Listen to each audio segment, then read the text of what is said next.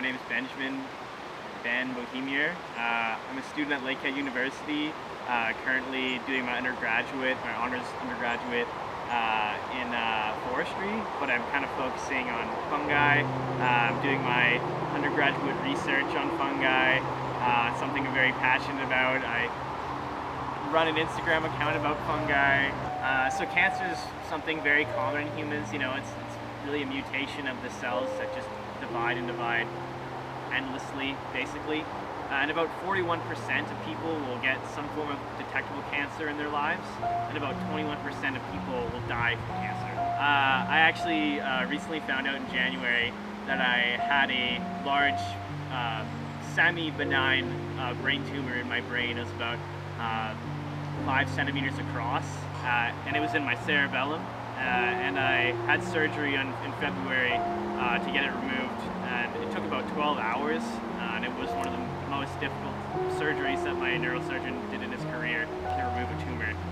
So it was quite heavy. I was really debilitated for a long time, but we're bouncing back now. I'm out here in the woods talking about mushrooms, so it's good to be here.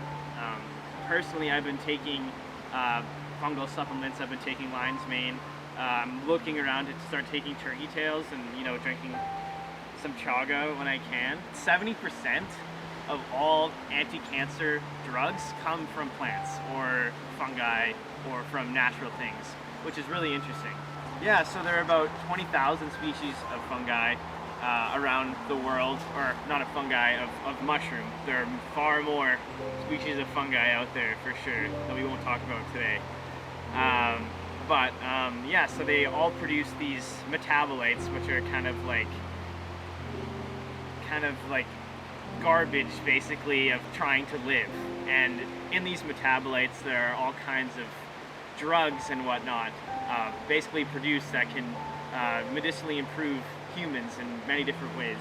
And one of those ways is that they have lots of anti-cancer fighting properties and really immune system boosting properties. This is chaga, which is a relatively rare type of fungus that grows on natively on many of the birch trees around here. And it has all kinds of different properties, especially in cancer research. At Yonsei University in South Korea, they basically completed a study examining an endopolysaccharide found in chaga against different mice injected with tumors that would kill them. And basically what they found is that mice had this 4 times increase in survival rate, and about 67% of the mice that were fed chaga, or this endopolysaccharide, actually survived, while they would be all dead pretty much otherwise. And another mushroom that's found quite commonly on wood, and it's wood-loving species, is turkey tails, or Trametes versicolor. And it also has this kind of immune system boosting property.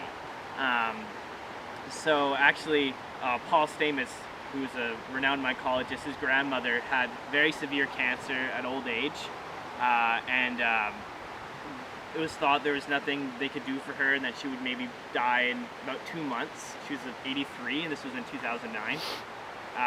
And then a doctor suggested, well, if your immune system was strong enough, maybe you could fight this off. And she started eventually taking turkey tail mushroom, or the drug Taxol, to fight it off. And about 5 years later, she's still alive and completely cancer-free.